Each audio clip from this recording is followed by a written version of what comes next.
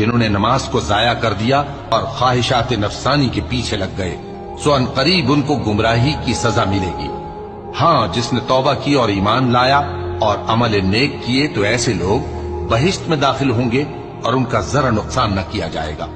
یعنی ہمیشہ کی بہشتوں میں جس کا اللہ نے اپنے بندوں سے وعدہ کیا ہے کہ جو ان کی آنکھوں سے پوشیدہ ہے۔ بے شک اس کا وعدہ نیکوکاروں کے سامنے آنے والا ہے،